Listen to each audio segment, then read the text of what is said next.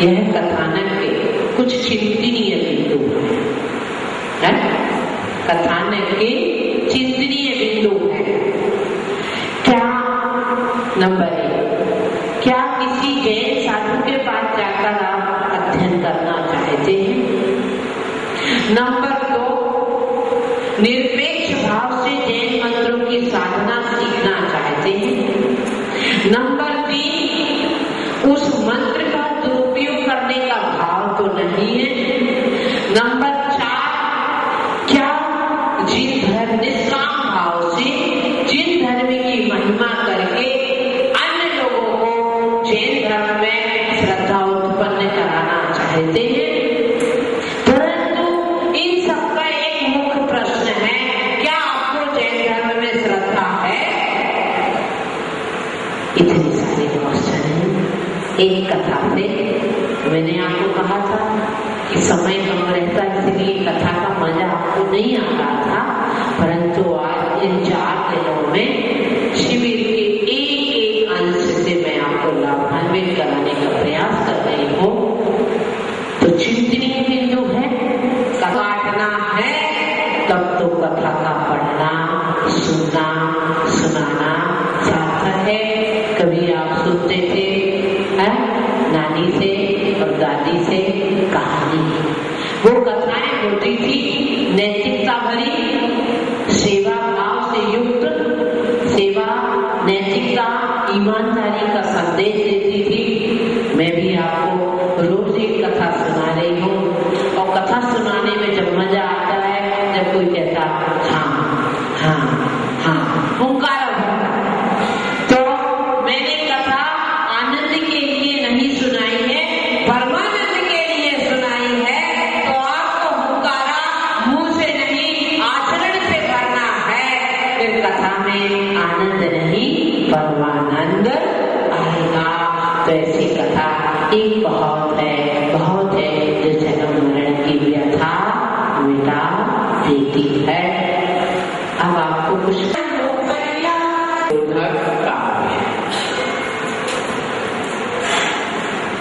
इस काव्य के माध्यम से एक बाधाएं जो जीवन में जीवन चक्र को बाधित करती हैं, उनके समाधान के लिए, क्योंकि ये निश्चित है कि विपदाएं आदमी के जन्म के साथ जन्म ले लेती हैं, और आदमी मर जाता है पर विपदाएं नहीं मरती हैं। उसी का परिणाम ये होता है कि जन्म से पहले विपदाएं वेलकम करती नजर आती हैं, स्वागत करती हुई नजर आती हैं। तो विपदा है और उससे छूटने का भाव श्रावक को रहता ही है। तो इसके समाधान के लिए कहीं आप भटक ना जाएं, संसार में अटक ना जाएं, जन्म मरण की जंजीर में लटक ना जाएं, इसलिए आचार्यों ने प्रत्येक काव्य में आपकी विपदाओं के समाधान के लिए मार्ग प्रशस्त किया। लिखे आप शब्द,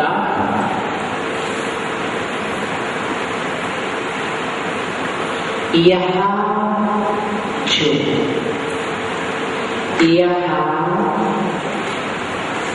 जो मतिमान बुद्धिमान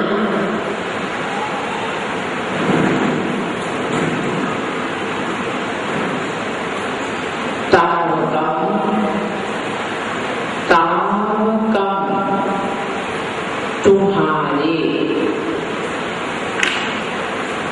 इमाम इस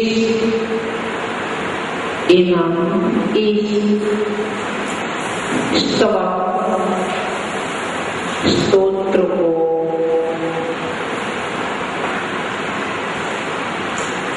अधीते पढ़ता है,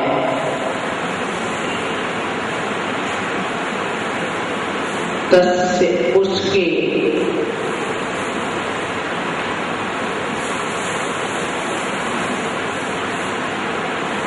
मत्तद्वेन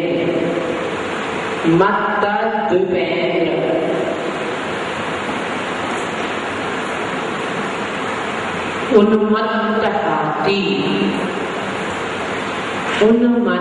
हाथी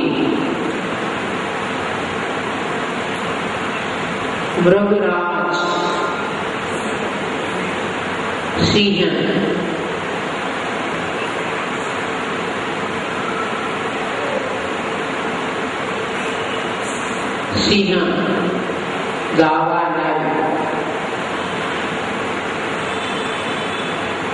दावाग्नि।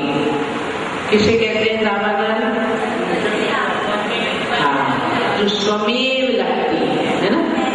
हाँ, अपने आप लगती। दावाग्नि, दावानल मीन्स दावाग्नि, दावानल मीन्स दावाग्नि।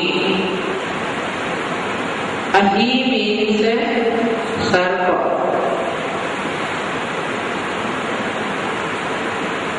संग्राम, युद्ध,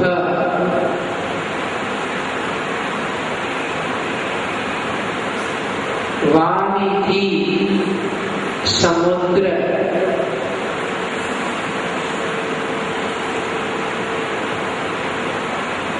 महोदर,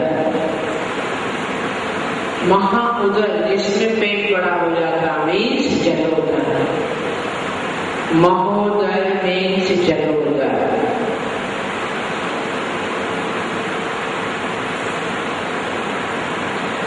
बंधनोत्थम,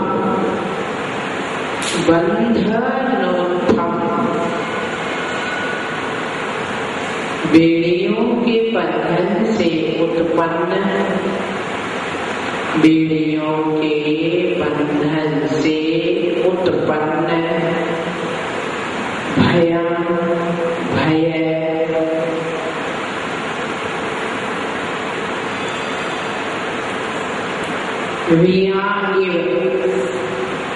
विया इव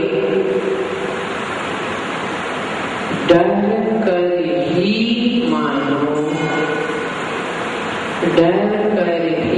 मानो, आशु शीघ्र नाश को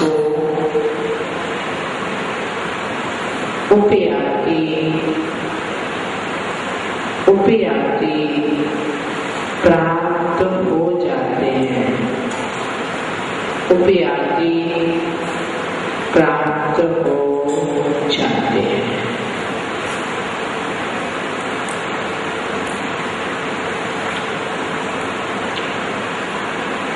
इस काव्य के माध्यम से आचार्य भक्ति की ऊर्जा की पराकाष्ठा क्या है, अभी तक प्रत्येक काव्य में एक समस्या का समाधान का मार्ग प्रशस्त कर रहे थे, परंतु जब भक्ति घनी होती है, सहन होती है, गहराई को प्राप्त होती है, तब वह इतनी ऊर्जावान हो जाती है कि वह अनेक रोगों का, अनेक समस्याओं का समाधान करने की सामर्थ्य से युक्त हो जाती है। एक प्रश्न, एक शब्द है जो मैंने एकदम दूसरे नंबर पे लिखाया, मतिमान बुद्धिमान। इस काव्य में ये शब्द चिंतनीय है। बुद्धिमान, यदि बुद्धि नहीं है तो भक्ति की तरफ उसका रुझान नहीं बनेगा। बुद्धिमान ही भक्ति की महिमा को समझ पाता है। लोग कहते हैं ना, अब मान लो आप, एक प्रश्न मेरी तरफ से है, आपको तो बहुत अच्छा लग रहा है इतने सारे लोग बैठे, पर मैं सोच रही जब 400 घर है इस कॉलोनी में, 450, तो एक परिवार से एक सदस्य तो बैठना था, पर आपके हमेशा के रिजल्ट से अच्छा है इसलिए आप आनंदित हैं। परंतु चिंतनीय बिंदु है, बंदर क्या जाने अदरक का स्वाद। जिन्हें भक्ति का स्वाद ही नहीं मालूम है, वो भक्ति की सरिता में अवगाह करने के लिए आतुर नहीं। धन संग्रह में अपने आप को बुद्धिशाली बना लेना अनादि के संस्कार है ना। आप स्वयं देख लो, एक छोटा सा बच्चा है 1 साल का लगभग, उसको आप एक कागज पकड़ाओ तो शांत नहीं होता, और 100 का नोट पकड़ाओ होता है ना, है नहीं? बताइए, प्रैक्टिकल आपने किया क्या? इसके पीछे क्या है, क्या विज्ञान है? आचार्य कहते हैं इसके पीछे है कर्म विज्ञान। इस जीव को लोभ कसाय के अनादिकालीन संस्कार है, स्वाभाविक धन की ओर आकर्षित हो, जबकि उसे कुछ नहीं मालूम। क्या मालूम? फिर भी आप कागज दो तो फेंक देगा, नोट दो तो मुट्ठी बांध के बाहर निकालना मुश्किल है। नोट फट सकता है पर बच्चा छोड़ने को तैयार नहीं। तो मेरा कहने का तात्पर्य यदि आप पारंगत हैं, बुद्धिमान हैं संसार के कार्यों में, तो वहां आचार्य ने उसे बुद्धिमान नहीं कहा।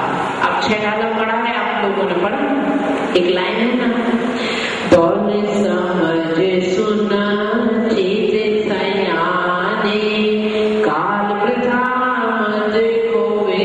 वैसे तो अपने को बस इतना ही चाहिए, दौल समझ सुन चीत सयाने। दौल समझ सुन चीत, ये 3 काम कौन कर सकता है? जो सयाना है। विषय को कौन समझेगा? जो सयाना है। या जो विषय को समझ रहा है वो सयाना है। गौर समझ सुन, सुन के, अब सुन शब्द बीच में जो आया है ना, वो क्यों आया? सुन के समझ ले, सुन के चेत जा, है ना। अगर ये सुन शब्द पहले होता तो उसका अर्थ होता सुन लो समझ लो, बात खत्म। आप लोग बड़ी पतली गली खूब जल्दी निकालते हैं। तो सुन शब्द बीच में रहा है कि पहले सुन के समझो और समझ के चेत जाओ। जो सुन के समझता है, चेतता है, उसी का नाम सयाना। और आप सयाना किसे कहते हैं? जो पैसा कमा के, दादी कहती है मेरा पोता बड़ा सयाना है माता जी, जयपुर में 3 फ्लैट खरीद लिए, 2 बंगले खरीद लिए, बड़ा सयाना है। संसार के कार्यों में पारंगत है, वह बुद्धिमान नहीं है। क्यों? आपने कुत्ता पाला, उसको आप छोड़ दो, कई 2, 3, 4 महीने से आपके घर में है, अब आप उसको कीर्तिनगर में छोड़ दो, वो घूम घाम के 10 मिनट में घर में आ जाएगा। अरे ये तो जानवर भी कर लेता है, अगर आपने ये कर लिया तो क्या वैसे? अभ्यास से तो ये संभव हो जाता। हमारा 90 का चातुर्मास आचार्य अकलम के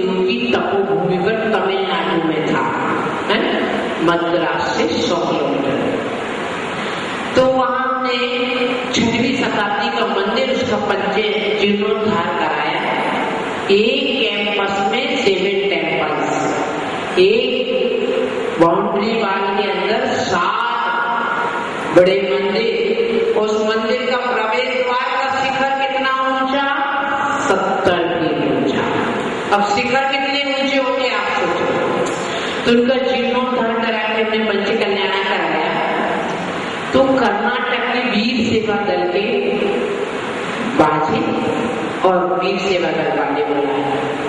तो उसमें आवाज जोर से होती है, आपने कहीं देखा हो, बिल्कुल ऐसे लगता है जैसे रणभेरी बज रही है। तो एक गाय घर से छूटकर भाग गई। अब लोग पंचकल्याण में व्यस्त थे, समाज के अध्यक्ष के घर की गाय भाग गई। अब पंचकल्याण हो गया। अब वो गाय किसी ने अपने घर में बांध ली। अब पंचकल्याण के 15 दिन हो गए तो उसने सोचा इसको बाजार में बेच दे।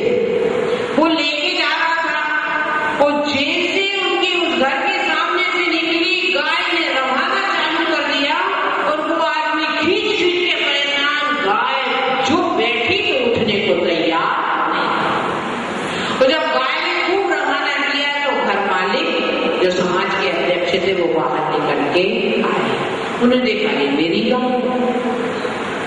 तुम ये कहना चाह रहे कि अपना घर पहचानना, अपने घर में रहना, अपने घर का रास्ता, अपने घर का पोषण, ये तो